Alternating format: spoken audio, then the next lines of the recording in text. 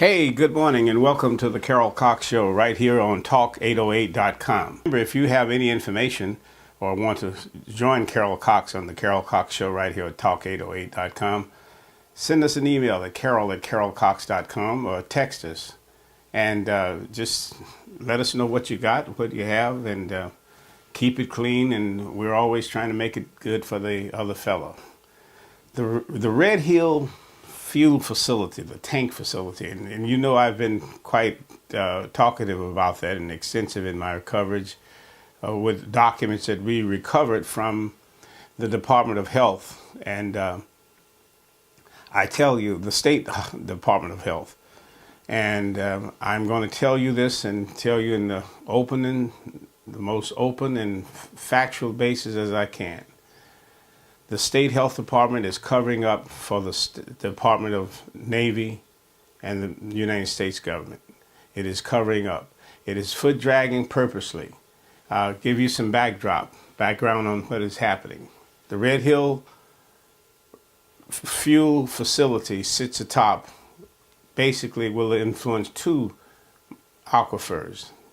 And these are very important aquifers to the city and county of Honolulu and the people that drink here and the surrounding areas of Waikai, I'm told, Waianae, but nonetheless, we want clean water, and there are standards and there are rules and there are federal law that say you must have clean water and you must have it delivered to the tap in a fashion in the glass that is safe to drink and should be free of any impurities such as contaminants, total carbons and what have you, TPHs, naphthalene, chemicals, constituents used to preserve or enhance the usability of these fuels. So sadly, I've recovered documents some while back in my research, waiting for this moment because, as I say, and I'm making this statement, and this is not out of anger or excitement or just embellishing something. I'm saying again, the State Department of Health, the Hawaii State Department of Health, the Safe Water Drinking Branch, the Board of Water Supply, and all of those in the United States Navy and all of those that are involved have failed the people in this situation and continue to fail the people by snookering them. They put together committees. Your state senators have failed. Your state legislators, your representatives have failed and continue to fail. And eventually now, if I may use the term description, we're painting ourselves in a corner. These constituents or contaminants that are found in the water that have been leaked into the water as a result of spills and other activities, and I'm going to talk about those, and you'll be quite shocked that many of you rarely have heard or even know of this process that is taking place as part or a component of the Red Hill fuel facility. And I believe you'll go away with some better understanding and understand why I'm willing to make such statements.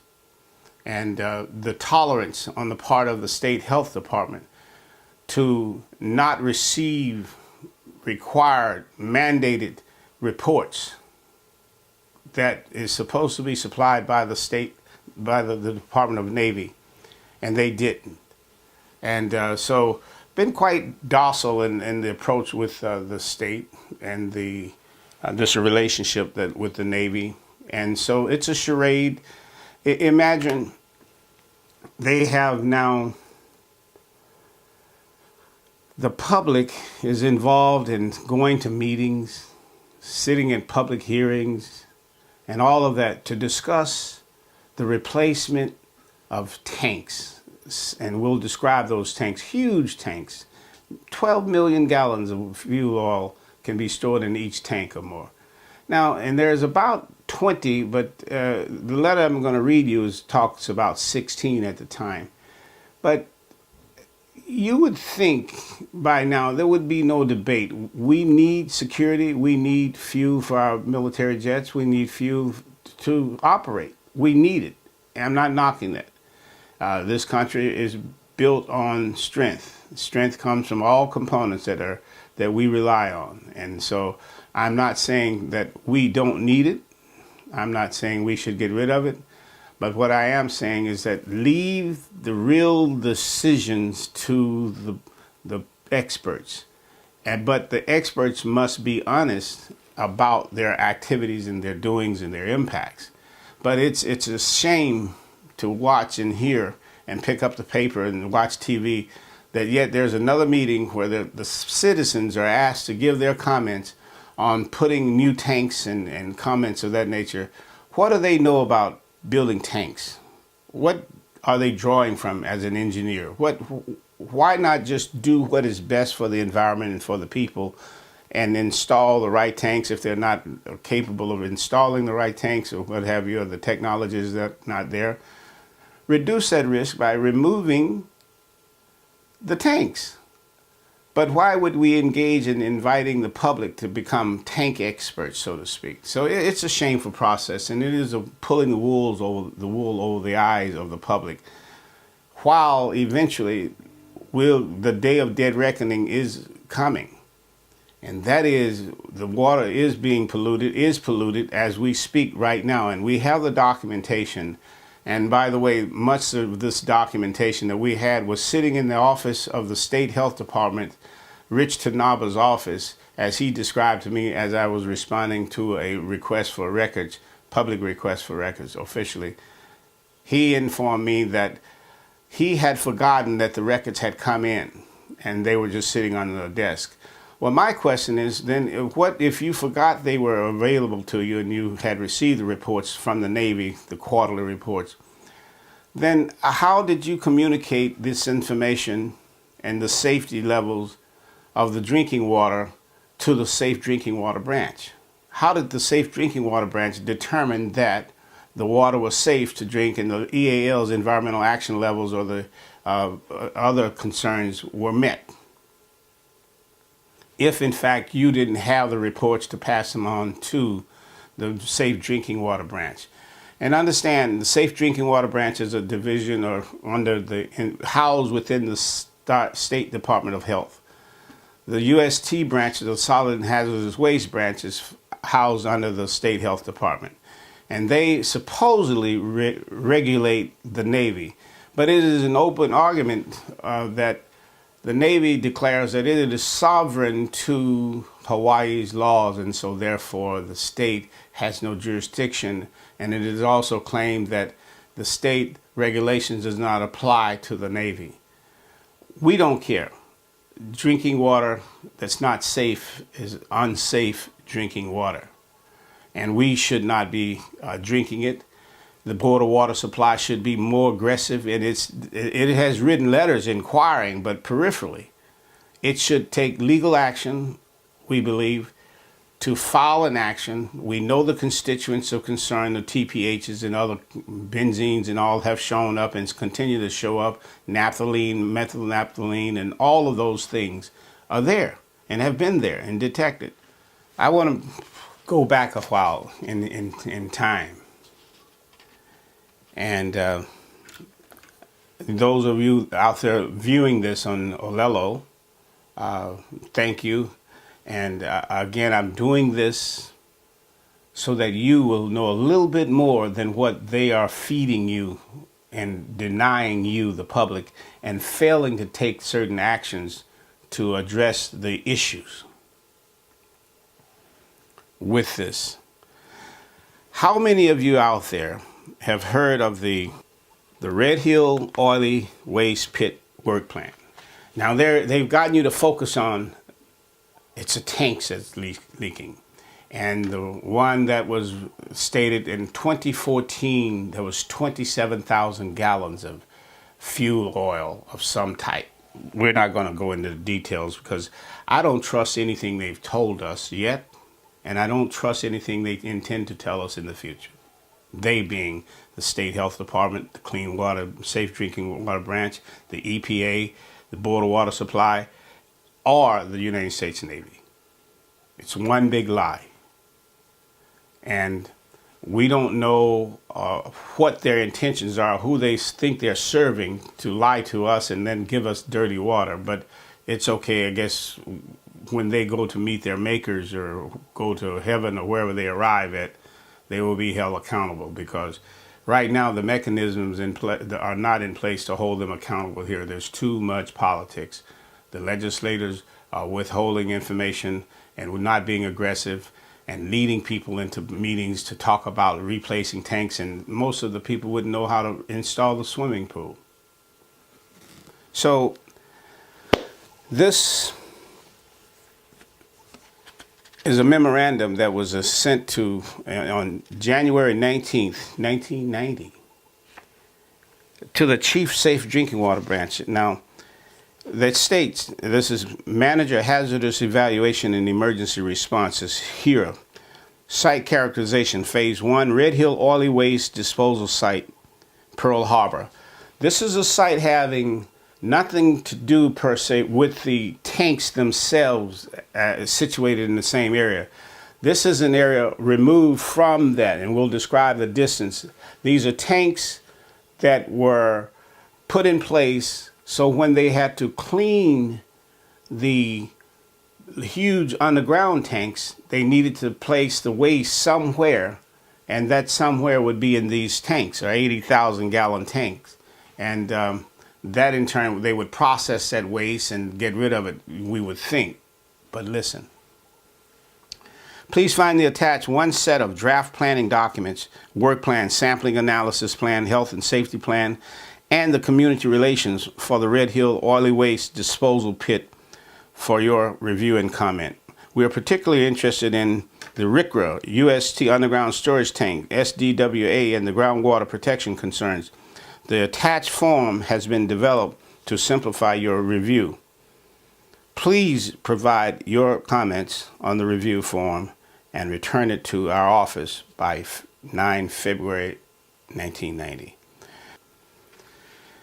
Summary of Red Hill Oily Waste Pit Work Plan. The Naval Supply Center Red Hill Oily Waste Disposal Pit site is located within the boundaries of the Red Hill Fuel Depot, Pearl Harbor Naval Base, Oahu, Hawaii.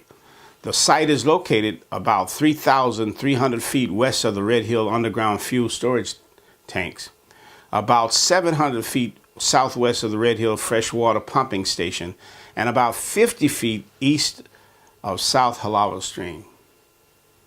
We have pictures of that. We've actually gone and taken pictures, and they've been advertised and shown in news stories on Hawaii News Now and other stations regarding the bubbling of oil, or waste oil, out of the ground at the Halava facility. You can see that today if you like to.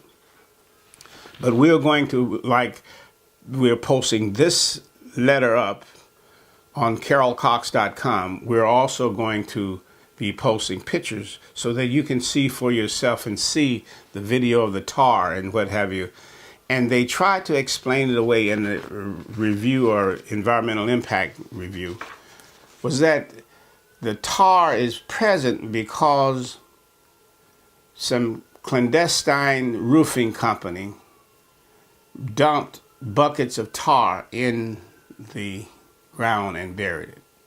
And so today it's migrating upward, and so therefore we're seeing or witnessing the presence of tar that covers 50, 60, 100 yards of an area or more on the surface. And that's that 50 some feet from Halava Stream. But the history of the operation of this oily waste facility, and this might, I'm believing that this may explain why we have such high readings and have had high readings of contaminants in our drinking water already extracted and served up to the people from the Honolulu aquifer. The original pit was constructed and operated from 1943 to 1948 and was unlined, meaning what you place in there could percolate through oil, gas, naphthalene, methyl naphthalene, anything. This pit had a basal area of 1,250 square feet, a surface area of 3,150 square feet, and was 14 feet deep. From 1949 to 1972, the disposal pit was not in operation, though the site was apparently used to collect and store waste materials. From 1972 to 1987, a new asphalt pit lined with concrete was constructed and operated at the site of the original pit, though with a different orientation. The new pit has a base area of 1,750 square feet, a surface area of 3,850 square feet, and is 10 feet deep. You're not hearing anything about an oily waste dump that was in that area that has contributed to the contamination of the drinking water found in the basal aquifer and the perch water aquifer called Honolulu. And there's another one, and the name escapes me now. But there are two aquifers there in the reading that I've come across. But you have heard nothing to say from the mouth of any of the parties that are leading you down to the public meetings to talk about and use your expertise and recommendation in replacing tanks. What the hell you know about tanks? Nothing. But I believe once you hear what we're saying here, you'll be more in tune and concerned and create your own investigation and ask, how is it that this could have happened? And it was all sanctioned by the EPA, the State Health Department, the Navy, and Board of Water Supply had knowledge of this activity.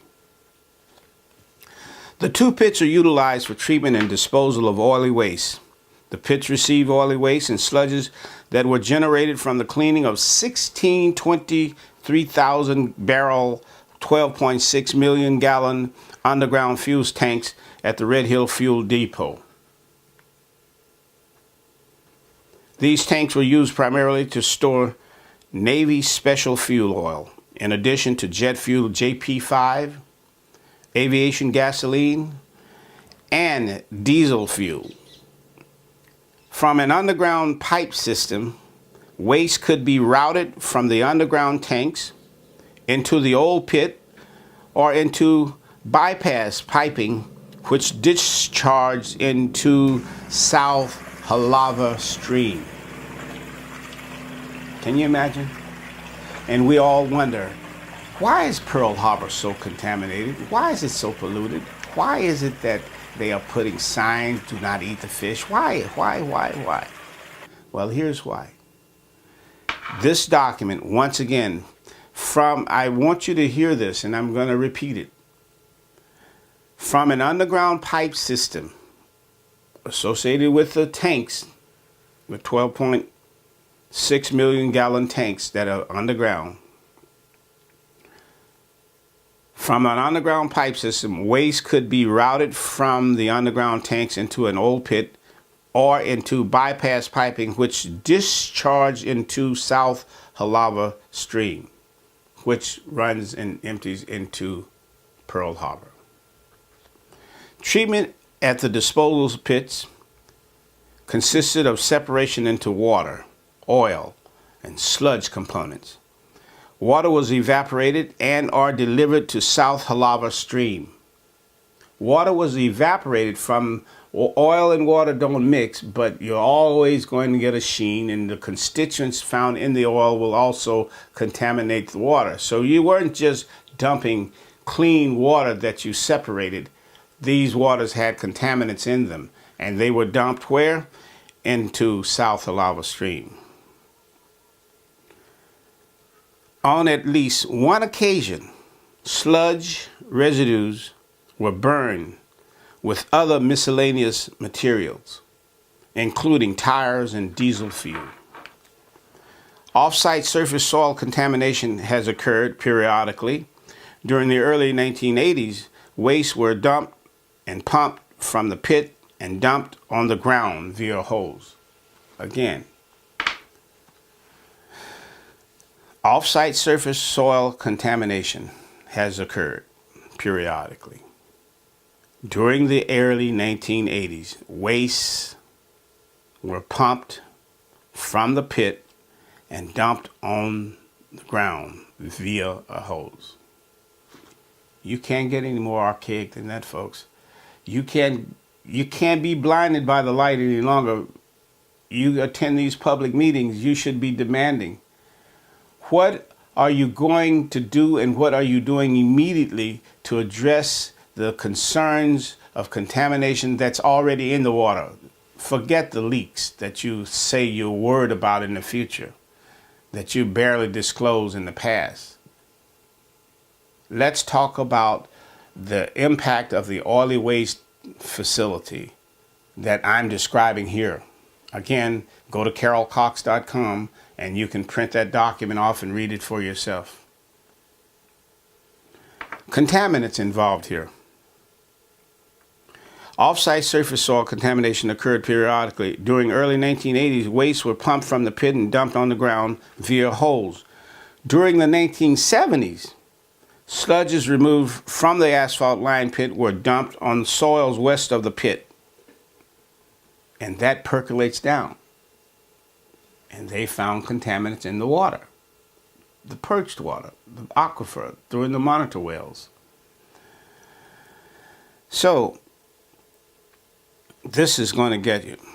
You know, I mentioned in the opening statement, they say in September 2014, they had their first little spill of 27,000 gallons, and they lied to the public back and forth, tossing back and forth what was truth and fiction and what have you. And the reality is, they knew these levels have been exceeded so much that they've had to change them. And we've talked about that in other shows, the environmental action levels. You have the fox, the wolf, and the snake watching over us for the drinking water. And they are inviting us so kindly of them to participate in meetings to talk about how we should refurbish or remove tanks, when in fact the impact is already here and is still impacting our groundwater or drinking water. In the 1940s, you ready for this? You might want to sit down, because you see, didn't they tell you and tell us all that in September or 2014 there was a spill, one of the first spills? In 1940s, a 1.2 million gallon fuel spill contributed to off-site soil contamination. Remember that story about a roofing company illegally hauled and dumped tar and dumped it in a hole, and it now migrating to the top? But in that same area, a 1.2 million gallon fuel spill occurred. And they didn't clean it up. It's still there. Some of it is below the surface. Some of it was covered with dirt. But much of it can be, if you went to the plant quarantine facility and park in the parking lot, you will see oil bubbling, big balloon spots, and oil creeping, depending on the viscosity and the heat of the day. You will see the oil creeping, and it's not far from the lava stream. So 5 potential contaminant sources at the site have been identified: old pit, new pit, associated system of pumps, piping, and above ground storage tanks discharged to South Halava Stream. Folks, we're talking about where there's oil and sludge and fuel and all of those things and contaminants being purposely and intentionally dumped into a stream called the Halava Stream. Now, if you consider the number of years that this took place over the period of time, it might offer some explanation as to why Pearl Harbor is so contaminated, and why our waters surrounding the islands, and why our coral reefs have died, and why our fish populations are low, and why all of those natural resources in the fragile biota that we see out there, the limu, the seaweeds as we call them, or kelp, as some of you from California may know. What happened to all of that? Well, if you have a 1.2 million gallon fuel spill over the ground in that area, and it's upslope, and you purposely dumping into the stream from this oily waste pits, and these pits were originally unlined, so meaning they percolate. And even if they were lined, it didn't matter because they were purposely dumping the oil and waste through a hose onto the ground. And so what I want to leave you with is that the Navy and the health department is actually playing a cover-up. One is enforcing, the other is unenforcing or unreporting. And so, get an example why we shouldn't trust what's going on. The first confirmed underground storage tank, this is from the June 10th, 2004 letter. The first confirmed underground storage tank release for the Red Hill facility was reported on October 28th, 1998.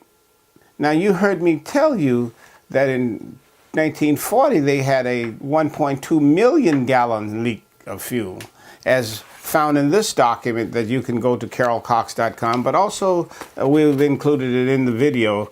But it is quite concerning that this behavior, and especially when the state is claiming to regulate, yet it's not getting reports, and it is deciding whether there are dangers or threats or releases exceed their levels of EALs. How can we rely on what the Navy and the state says or provide when they're being told there are 21 quarters they've failed to submit reports?